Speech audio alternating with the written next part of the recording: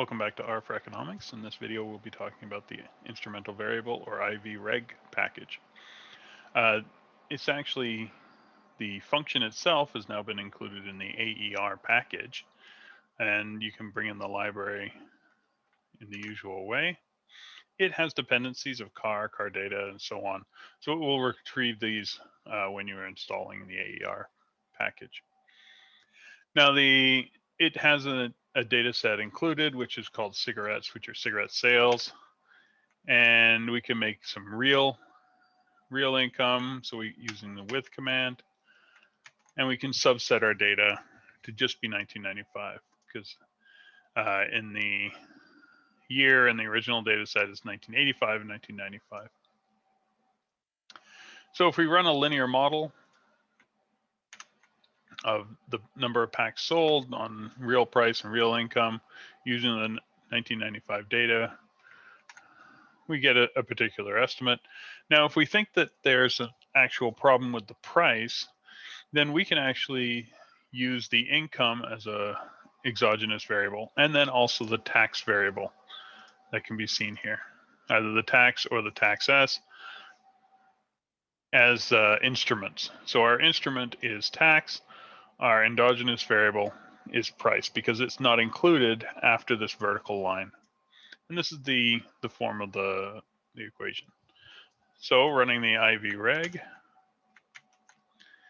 and now we have our results, which are very similar to what they were before. We can grab the variance covariance matrix, and we can also correct for heteroscedasticity by doing the coef test. And this will give us larger standard errors. Now, in order to show this more dramatically, what I'll do is set up a simulation study where we have an equation, which is y as a function of x plus some error, and the coefficient on x is 2. Now, here the error is a function of e and w, but x is also a function of w, as you can see it's highlighted here. So it's endogenous, which means that it's a violation of one of our assumptions in a linear model. And here we have an instrument z, which is exogenous, that it is not a function of w whatsoever. So this is the estimation we're going to do. Is we're going to do a linear model, and then we're going to do an ivreg and compare the results. So we're going to compare the coefficients, and we're also going to compare the t statistics and whether it exceeds the 95% cutoff. And in order to do this as a study, what we're going to do is we're going to repeat this exercise of generating these series, running our models, saving the coefficients 1,000 times. And we're going to have the data be about 100 observations. So if we run this, this will take a little moment. So it's running through 1,000 times, going through and generating the series, estimating both models, saving the coefficients, estimating both models and saving the t-stats, and see if the coefficient actually exceeds 2.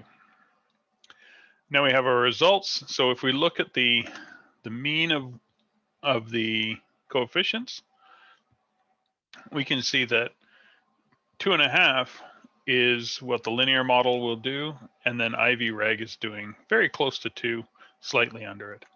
And if we look at what the rejection frequency, so how close is this 2.5 close to 2, the true value?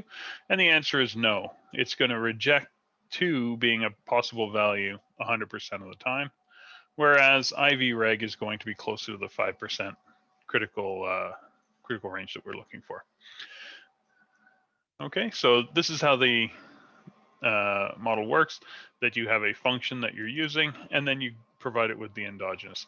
There are a lot of other features which can be included in this as other options. You can have weights, you can have offsets, you can have contrasts, and so on. So you can do a lot more in this function. That's it for now. We'll see you in the next video.